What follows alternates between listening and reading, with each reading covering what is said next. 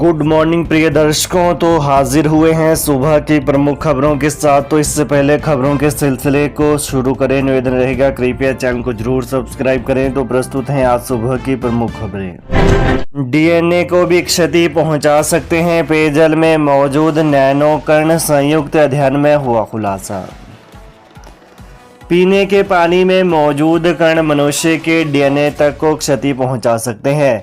यह कण मानव बाल की चौड़ाई से भी हजारों गुना छोटे होते हैं। Science of the total environment नामक पत्रिका में प्रकाशित नए अध्ययन में पीने के पानी में नैनो कण की मौजूदगी और उनके संभावित स्वास्थ्य जोखिमों के बारे में चिंताएं जताई गई हैं। इस अध्ययन को चंडीगढ़ यूनिवर्सिटी लुधियाना के बायोसाइंसेस विभाग, सरदार पटेल विश्वविद्यालय मंडी और अमेरिका की ऑबर्न यूनिवर्सिटी ने संयुक्त रूप से किया है।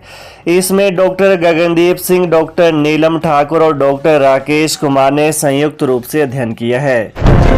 सावधान रहें लोग, 10 जिलों में भारी से भारी बारिश का ऑरेंज अलर्ट। इस दिन तक खराब रहेगा मौसम। ऑरेंज अलर्ट के बीच पिछले कल धर्मशाला, कांगड़ा, नाहन और शिमला में बारिश हुई। प्रदेश के अन्य क्षेत्रों में हल्के बादल छाए रहने के साथ मौसम साफ रहा। किन्नौर और लाहौल स्पीति छोड़ शेष 10 जिलों में आज भी भारी बारिश का ऑरेंज अलर्ट जारी हुआ है। बिलासपुर, चंबा, हमीरपुर, कांगड़ा, कुल्लू, मंडी, शिमला, सिरमौर, सोलन और ऊना के अलग अलग स्थानों पर भारी से भारी बारिश होने की संभावना जताई गई है।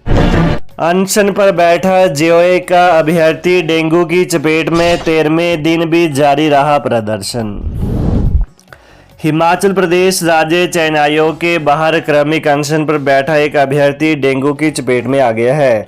परिणाम घोषित करने की मांग को लेकर आयोग कार्यालय के बाद 13 दिन से क्रमिक अनशन जारी है, लेकिन परिणाम घोषित नहीं हो सका है। अनशन पर बैठा एक अभ्यर्थी डेंगू की चपेट में आ गया है। यह अभ्यर्थी सिरमौर जिले से संबंध रखता है। अनशन के दौरान वो बुखार से ग्रसित हो गया। इसके बाद परिजनों ने उसे घर वापस बुला लिया।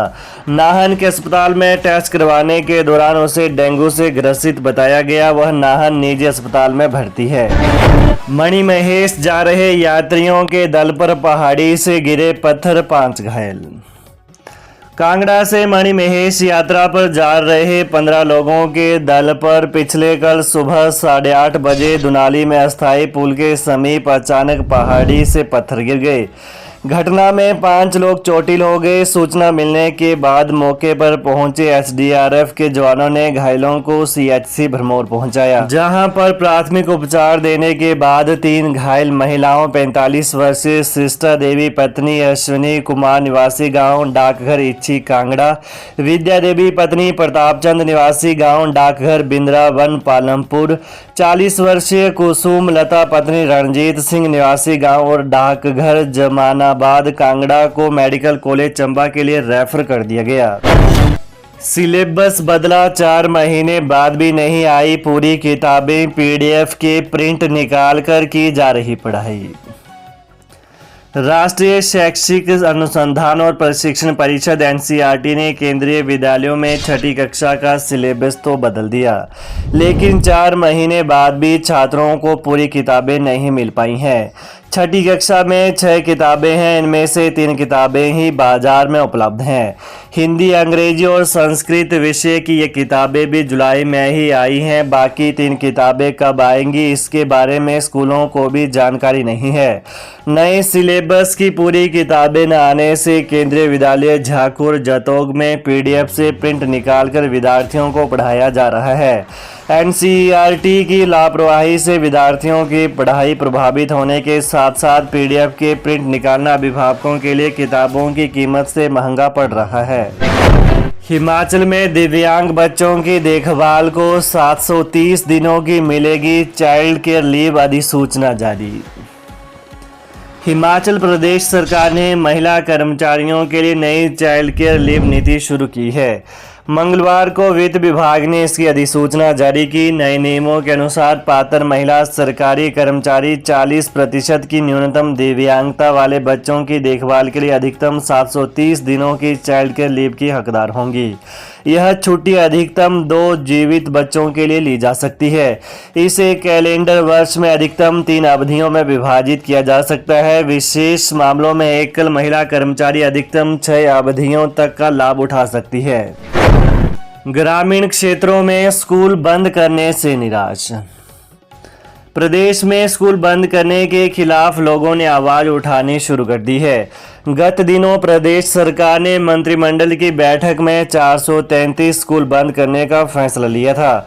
अब प्रदेश की जनता स्कूल बंद करने का विरोध कर रही है। प्रदेश सरकार ने 100 स्कूल बंद करने का फैसला लिया है, जिसमें 100 स्कूल 0 इनरोलमेंट वाले हैं। इन स्कूलों में एक भी विद्यार्थी नहीं है। इसके अलावा 287 प्राइमरी स्कूल और 46 मिडिल स्कूल हैं, जहां 5-5 विद्यार्थी हैं। प्रदेश सरकार ने 2 किलोमीटर की दूरी वाले प्राइमरी और 3 किलोमीटर दूरी वाले मिडिल स्कूल बंद करने का फैसला किया है। प्रदेश सरकार के स्कूल बंद करने के इस फैसले के बाद प्रदेश स्कूलों में गठित की गई एसएमसी के पदाधिकारियों और पंचायत प्रतिनिधियों ने अलग अलग प्रतिक्रियाएं दी हैं। शिमला के कुथरू प्राइमरी स्कूल के एसएमसी के चेयरमैन ने कहा कि स्कूल बंद करने का फैसला ठीक नहीं है। नेता प्रतिपक्ष जयराम संघ अमित शाह से मिले हाटी। नेता प्रतिपक्ष जयराम ठाकुर के नेतृत्व में हाटी समुदाय का प्रतिनिधिमंडल केंद्रीय गृह एवं सहकारिता मंत्री अमित शाह से लोकसभा कार्यालय में मुलाकात की। प्रतिनिधिमंडल ने हाटी समुदाय को अनुसूचित जनजाति का दर्जा दिए जाने के लिए प्रधानमंत्री नरेंद्र मोदी और गृह मंत्री अमित शाह का आभार जताकर अपनी कृतज्ञता ज्ञापित की।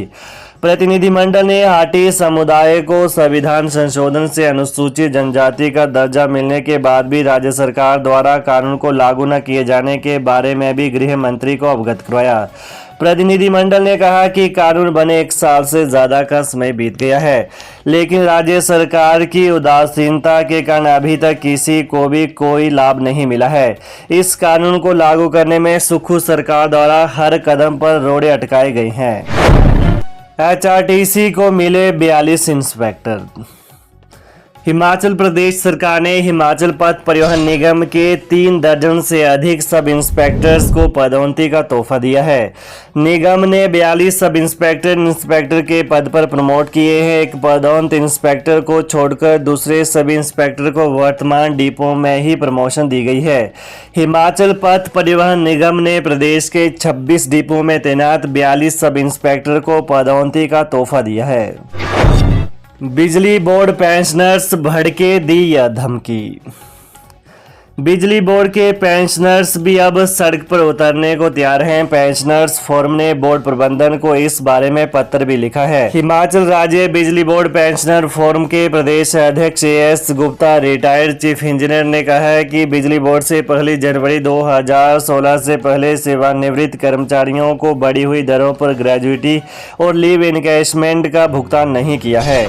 कहा कि बोर्ड के अधिकारियों को पेंशनरों की स्थिति में स्वयं को रखकर वस्तु स्थिति का सामना करना चाहिए, तभी उन्हें वास्तविकता का ज्ञान होगा।